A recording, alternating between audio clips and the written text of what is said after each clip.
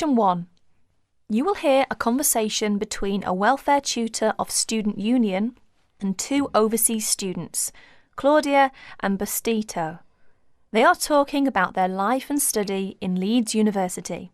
First, you have a chance to read questions 1 to 10.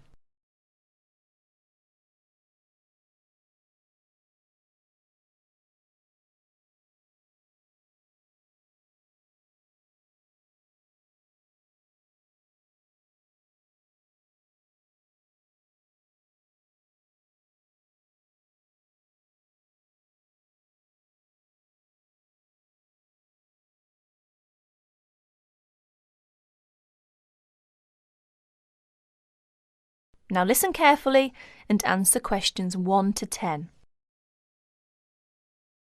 Excuse me, is this Welfare Office of Student Union? We've wandered outside for a long time. Yes, this is the Welfare Office. We're students from Architecture faculty. Our Professor Thompson asked us to come. Ah, yes. You must be Claudia and Bautisto. How are you? Your professor has mentioned your names through the telephone. Fine, thank you. As a welfare tutor, my job is interviewing overseas students and help. Therefore, your arrival doesn't mean you will tackle the problems alone. I have a lot of things to ask you. I want to know how you feel about life in Leeds University. Who will be first? Oh, Claudia, please. OK. This is the first semester, isn't it? Could you please tell us what is your first impression about the Leeds University?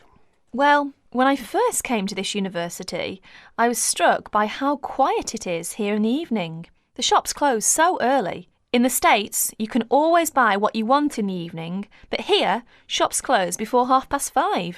Yes, Leeds is supposed to be a quiet place. Where did you live when you first came here? I went to the student hostel. It has a big lounge, recreation room, and most important, I don't have to cook for myself. How is the food there? Do you like English food? It is too bland, but healthy. You can't complain too much when you study abroad. Yes, right. Oh dear. How were the local students? To be frank, it is difficult for me to make many friends with British students. They're rather reserved and cold, not friendly. They seem to keep themselves. Oh, it is a pity. Well, how about the academic courses in the architecture faculty? Well, I'm doing my master's degree in this department. All right. How are you finding your courses? I really love my work. I did pretty well. I've enjoyed the courses, but the lecturers are very busy, and you hardly have contact with them. Well, that doesn't sound good. What is your suggestion to improve your course? Well, in my opinion, I think it is advisable to have regular meetings with lecturers. For example, once a week or a fortnight. Regular meetings. That sounds great. Thank you, Claudia. We will come back to you in a minute, and then we will ask Batisto. Batisto, are you from the Philippines? Manila, to be exact. And how did you feel about the Leeds University when you first came here? Interesting. It is an interesting place. The city is beautiful. Everywhere is green and lush. It is very cool in summer. I like summer here, but the winter is awful. The drizzle is terrible. Everywhere is cold and wet. How about your accommodation? Do you like it? Well, at first I lived with a family. They are friendly. They have twins. They are of the same age as me, and we all like soccer very much. However, it is noisy and difficult to study. Oh, I see. 2 months ago, I moved out of the family and now live in the student dormitory with another 3 students. It is much cheaper. They are very friendly, and I like to live there. And what about your courses? Do you like it? I am doing my bachelor degree. Apart from language difficulties, how do you find out about your studies? Well, but... Yes, go on. The main difficulty for me is that the computer centre closes so early and it is always busy and crowded. Students are fussy about it. It is very difficult for me to practice my work. You are not the only person in that position, but can you reserve the computer room? No, we cannot, but it would help if we could reserve the computer time. Yes, I'll look into that and see if we can improve the things over there. Now let's go back to Claudia. That is the end of section 1. You will have 30 seconds to check your answers.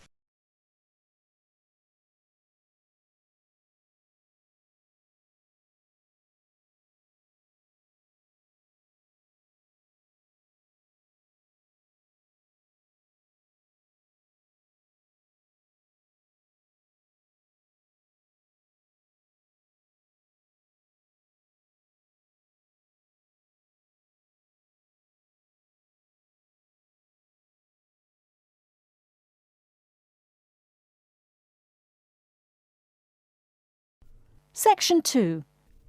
You will hear a conversation between a visa officer and an applicant. You have 30 seconds to read the questions first. First, you have some time to look at questions 11 to 15.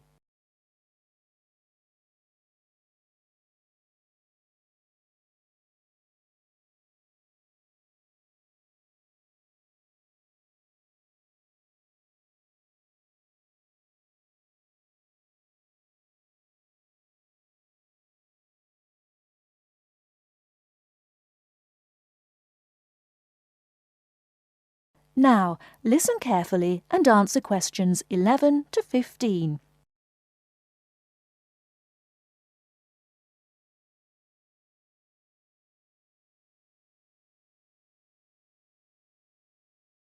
Good morning, Visa Office. How can I help you? Good morning. I'd like to apply for a visa to Australia, please. Certainly, sir. I'll just get a form and then I'll need to take some details down. OK, here we go. Right. Can I have your name, please?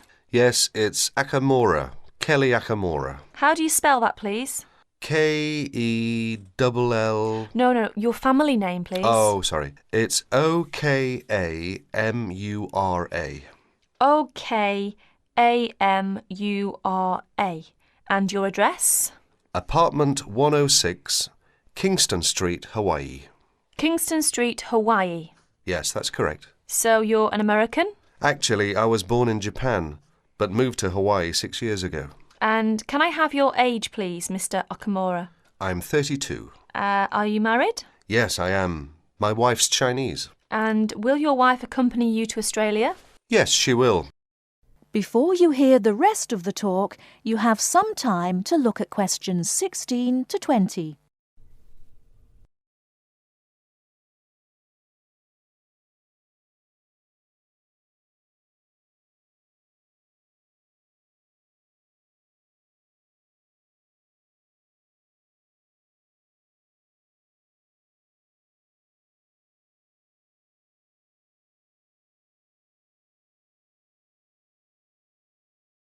Now listen and answer questions 16 to 20. And will your wife accompany you to Australia? Yes, she will. In fact, that's the reason we want to go. Her sister lives in Sydney. And do you have any relatives living in Australia? I used to have an uncle, but he died several years ago. Now there's only my sister-in-law and my wife's cousin. So the purpose of your trip is to visit your wife's relatives, am I correct? Well, not exactly. Mainly because I have my own training company and I will be looking for business opportunities. Although I do want to do some travelling as well. You know, see some of the sights, that sort of thing. Although I don't intend to work in Australia. And your wife, what will she be doing? She'll be studying English. She wants a student visa. And how long do you plan to stay? About 1 year, I guess. Well, I'm afraid a standard tourist visa is only valid for 30 days, although in your case, we can issue you with a business visa. Business visas last for 6 months, but you will be able to renew it. We can give your wife a 12-month visa, though. 6 months is okay, so what do I need to do now? Come along to the office any time during weekdays, but it must be office hours. We close at 5:30. And bring along 2 passport-size photos, and your passport, of course. Your wife will also need 2 photos, so that's 4 passport-size photos in total. Okay, thank you for your help. Bye. Bye. That is the end of section 2. You now have half a minute to check your answers.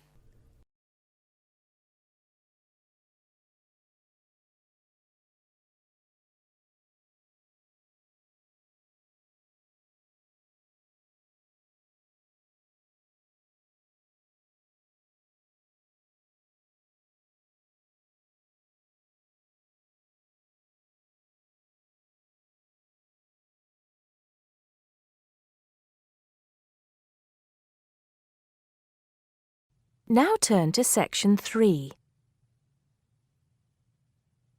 Section 3. You'll hear two students talking about different aspects of their university. First, you have some time to look at questions 21 to 26.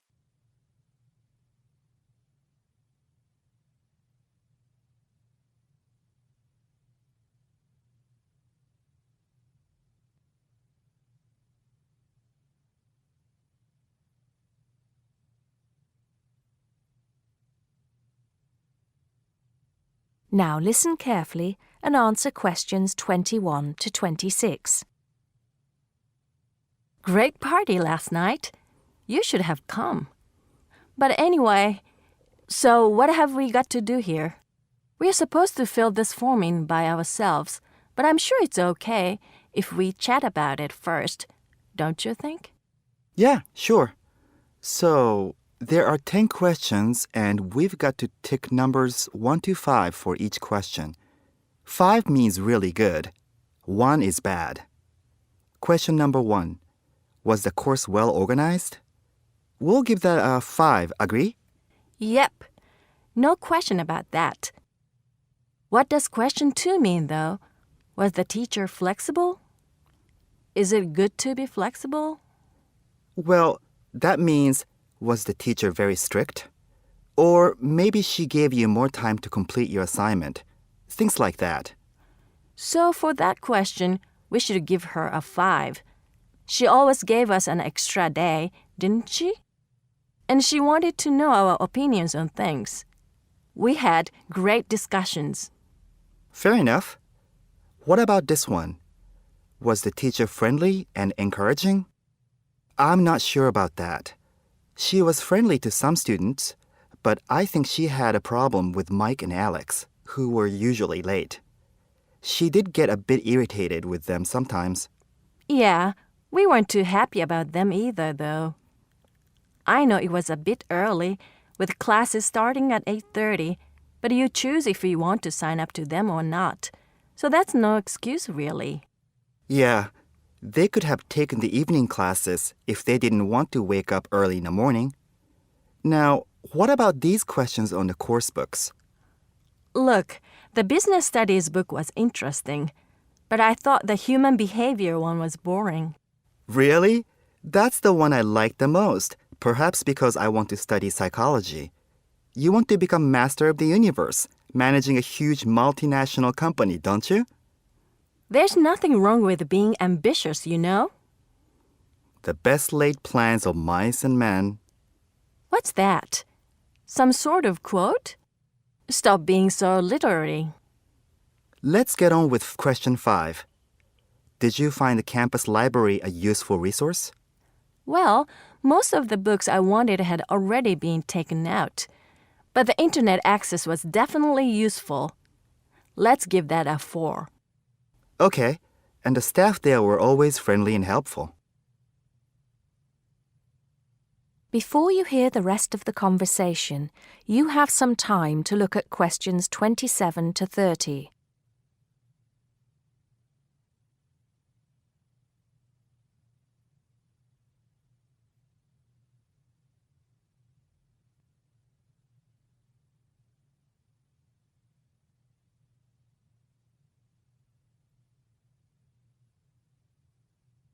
Now listen and answer questions 27 to 30.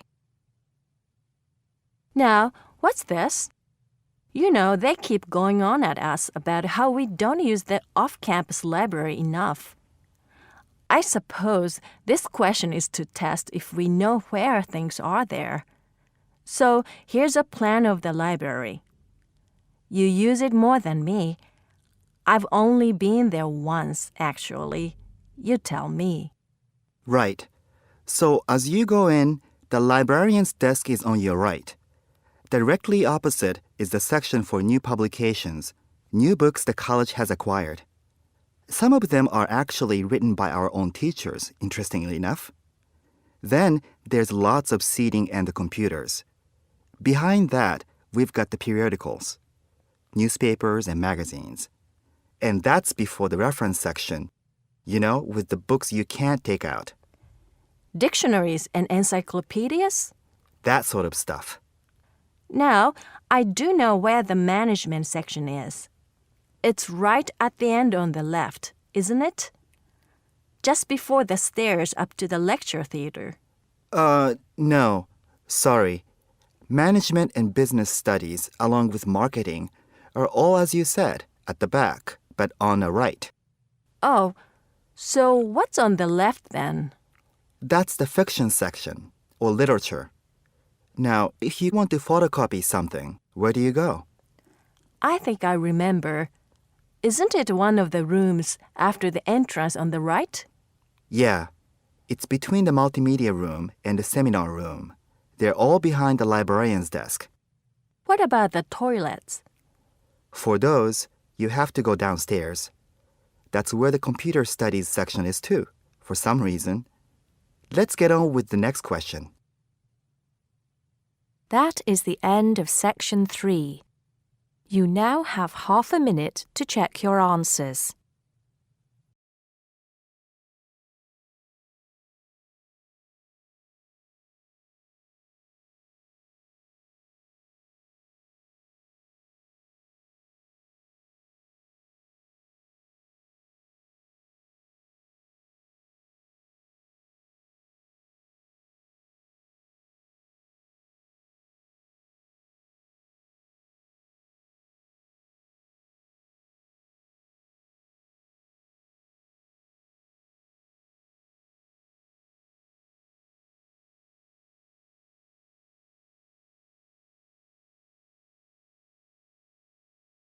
Now turn to Section 4.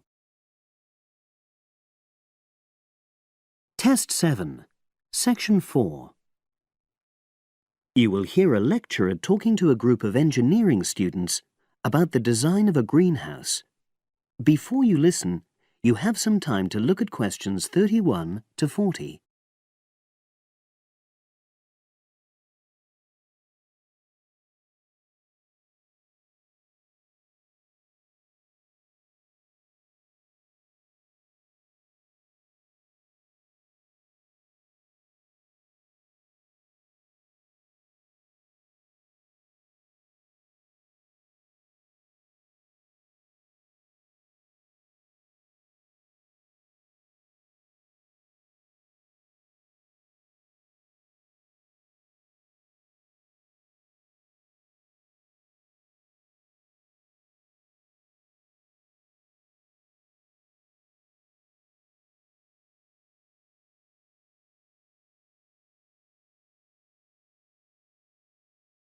Now listen and answer questions 31 to 40. Good afternoon. This is the first of a series of lectures I'll be giving about engineering for sustainable development. I'll be presenting examples of engineering projects from a variety of contexts, and today I'm going to talk about a project to design a new kind of greenhouse for use in the Himalayan mountain regions. First of all, I'll tell you about the problem which was the context for this project. In the Himalayan mountains, fresh vegetables and other crops can only be grown outside for about 90 days during the summer because the altitude of the region is around 3,500 meters and because the rainfall is so low. In winter, temperatures fall below minus 25 degrees centigrade, so fresh vegetables have to be imported. They arrive by truck in summer or by air in winter, which makes them expensive. Local people rely on dried leafy vegetables and stored root crops during the winter, and rarely eat fresh vegetables. But despite the sub-zero temperatures, the skies over the region are cloudless, and there are over 300 sunny days per year. So, an engineering solution was needed to exploit the sun's energy and protect locally produced plants from freezing during winter. And in fact, there had been programs in the past to provide greenhouses, but these were unsuccessful. The greenhouses weren't adapted for local conditions, so they tended to fall into disuse. So, a few years ago, a project was initiated to design a better greenhouse, one which would meet the criteria for sustainability.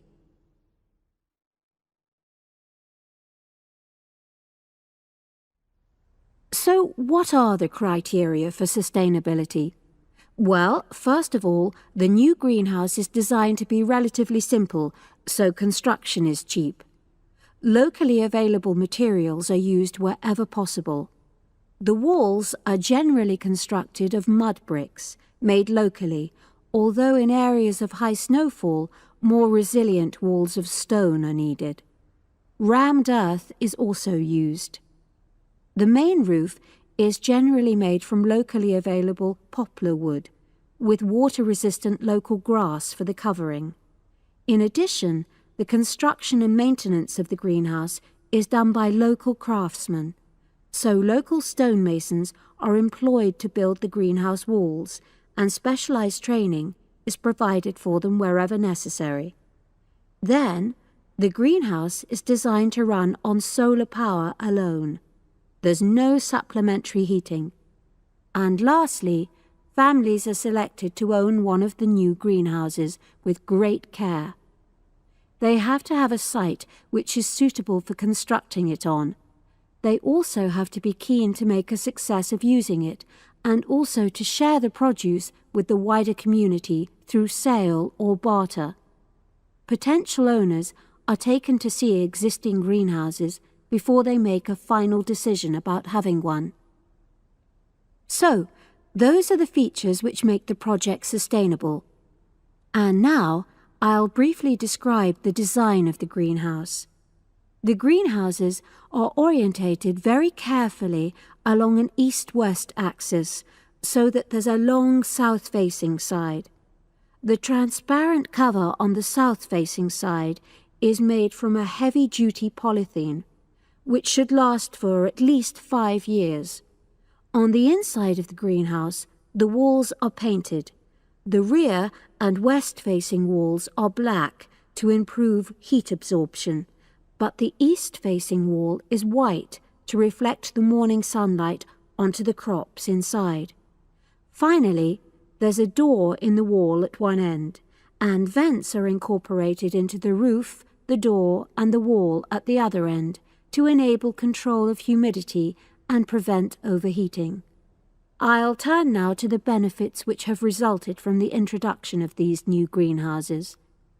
These benefits are of various kinds, but for now, I'll just mention the social benefits. First of all, people who own a greenhouse gain social standing in their communities because they provide vegetables for the wider community, for regular consumption as well as for festivals, and they also earn income. Secondly, because in rural areas it is women who usually grow the food, the greenhouses have increased their opportunities. They bring the benefits of improved nutrition and increased family income from the sale of surplus produce. And thirdly, as a result of their improved financial position, some families can now afford to educate their children for the first time.